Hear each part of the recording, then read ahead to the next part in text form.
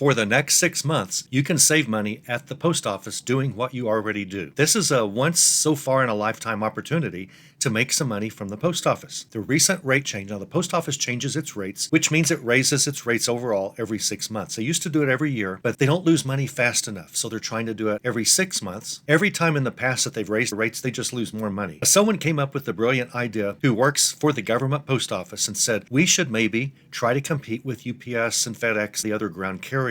Now, what a concept. The post office would compete with private business instead of forcing the other way around, requiring that only they can send first-class mail because, our government is so reliable and trustworthy. And I'm sure whoever came up with this plan to compete with FedEx and UPS for the next 6 months, I'm sure they've been fired a long time ago because the government does not like competition. But knowing that it happened means you and I can take advantage of this and make some extra money. With a little trick, you might have seen others describe this. They make it way too complicated. I'm going to make it simple. It all involves ground advantage. Most of us are everything eBay sellers. Most of us send almost everything we ship by the postal ground advantage. Those of us in the United States. Now, those of you outside the United States, our friends up in Canada, the UK, all over, I'm sorry, this only applies to the US. The United States Post Office is the only one so far who has said maybe we should try to compete for a change. As I said, I'm sure that person has long been fired and his pension has been stolen from him. And no one would dare talk about a post office trying to compete in, say, Italy or the Italian post office. They're a lot of fun, but they're really frustrating. If you think the United States post offices are frustrated, you should go to Italy and try to mail something. Whenever you are in a long line and you finally get up to the window, well, if it's time for his cigarette break, the window closes and he just sits there and starts smoking. So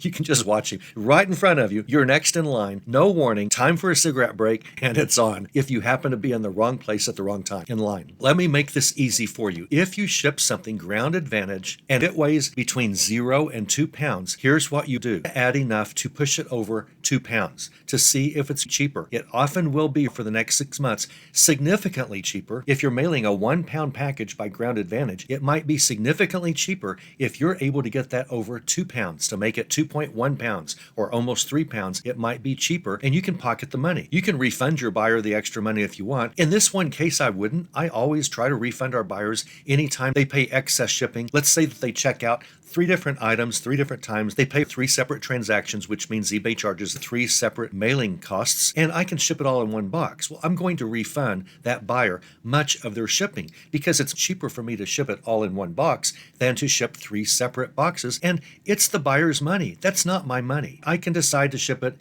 in one box, but it doesn't mean I keep the money. So I refund our buyers things like that. In this case, for the next 6 months, I won't be refunding our buyer. This is something I'm doing extra, and I'll show you what I'm talking about. Let's look at an example, shall we? Because as soon as an order comes in, I try to get it in there and get it wrapped throughout the day sometimes, and I only have one item to ship to show you this example. It's a book, and media rate doesn't apply to this example. So what I'm going to do is not select media rate, but select ground advantage instead, because remember, this only works for ground advantage. Now, since this is a book, I will end up shipping it via media mail because that's going to be cheaper yet. But assume this is not a book and I'm shipping it ground advantage. Let's say that it weighed 12 ounces, okay? And it's in a 12 by 10 by 3 box. Well, ground advantage is going to cost $8.18 for me to ship this book that's under a pound to my buyer if I ship it ground advantage. Remember I told you, if you find something you're shipping by ground advantage weighs between 0 and 2 pounds, what I want you to do is try to get it over 2 pounds. Don't put it over 4 pounds,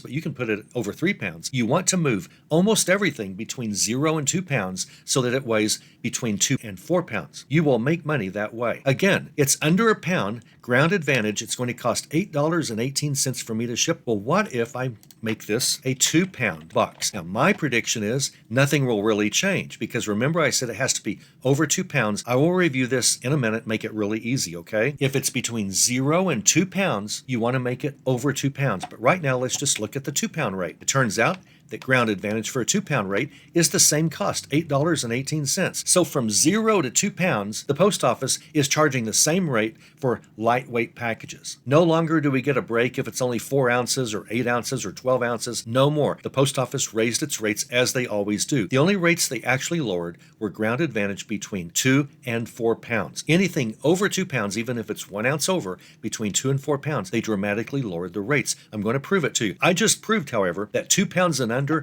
you're paying a lot to mail something ground advantage. $8.18, whether it's 12 ounces, 1 pound, or 2 pounds. Okay, if it's between 0 and 2 pounds, I want you to do whatever you need to do to put it between 2 and 4 pounds. Here's what we do. Let's say that you added an extra piece of cardboard to this book, an extra piece of cardboard that moved it from 2 pounds, which cost $8.18, to 2 pounds and 1 ounce. We're adding enough cardboard to add 1 ounce to that package. How does it change the rate we're charged? It dramatically lowers it from $8.18 to $5.89. Between 0 and 2.0 pounds, we have to pay $8.18. Anything over 2 pounds, even 1 ounce over, it drops over $2 to $5.89. Wow. What if we were to put something in the box that happened to put it over 3 pounds? Let's see what happens. It moves it to 3 pounds, 1 ounce. Let's look at the rate. Let's see if it changes from $5.89. It does not. It does not. The bottom line is, there's a caveat that doesn't work everywhere for everybody. I'm going to tell you what that is in just a moment. The bottom line, anytime you mail anything for the next 6 months, and right now it's July 23rd, between 0 and 2.0 pounds, add enough to get it over 2 pounds. That's all you need to do. Once you do that, whether it's a piece of cardboard or you might just find something in your inventory that's small and is going to push it over that 2 pound limit, something that's not selling, something that's worth nothing, you didn't pay much for, unless it's something weird, just throw it in the box. You don't have to explain it, but you probably should. You should say, hey, we're going to give you a bonus book. Just toss in a book, a lightweight book, just enough to get it over 2.0 pounds. So I had a book that weighed under a pound. I'm going to throw in another book that is not going to sell. I'm going to donate it to Salvation Army or something. We've all got stuff like that, especially any of you sellers that sell books. You're always finding books. You get a free stack of 25 books from a neighbor and 8 of them aren't worth selling. Keep those books right now for the next 6 months and just give one to every buyer whose package weighs under 2.1 ounces. And you're going to save money as long as you keep it under 4.0 ounces. The rule is 0 to 2.0 ounces, ground advantage, add enough to get it over 2 pounds. Don't add so much that it puts it over 4 or else it's going to cost you a lot. A book, a piece of cardboard, some extra dunnage, whatever it is. My buyer paid the $8.18. That is what it cost to mail this book from my zip code to the buyer's zip code because I use calculated shipping. Plus, I think I charge 59 cents a handling fee to take care of dunnage and wrapping and boxes and tape and all of it. Also, there's a seller fee that's taken out of our ship cost. So a 59-cent fee is reasonable, and I usually add that to books. All I need to do is go to my junk stack of books, grab a book, make sure that this 12-ounce book weighs over 2 pounds, I will save $2 in shipping by sending it ground advantage. Now, the reason a book was a bad example, I put it back to the book's actual weight, 12 ounces. The reason a book is a bad example is books can go by medium mail, and that's cheaper than everything. Medium mail will almost always be cheaper than anything else. So I'm not going to mail this by ground advantage and add to it, but it's the only example I had to show you right now of something that needs to be wrapped and shipped right at this moment I'm making this video. Bottom line, 0 to 2.0 ounces, add enough weight to that box to put it over 2 pounds and keep it under 4. And actually, you're going to be able to keep a couple of bucks from what your buyer gave you to ship this package. And it's perfectly legitimate and honest. This isn't something you need to refund your buyer about. Your buyer paid the actual cost for you to ship just the book from you to her. Now, this doesn't work in all zip codes for all box sizes. So you'll find an example once in a while where it's not working, but in general, this will work. In general, you should do this for every package you ship by ground advantage, 0 to 2 pounds, add enough weight to move it over 2 pounds, but under 4. You're going to make money for the next 6 months. That's not bad. I guess thanks, Post Office, and whoever that fired postal employee was who came up with this great idea that they should start competing against the carriers for packages between 2 and 4 pounds. Whoever was fired for making the government be competitive, my hat's off to him, except I don't ever wear a hat.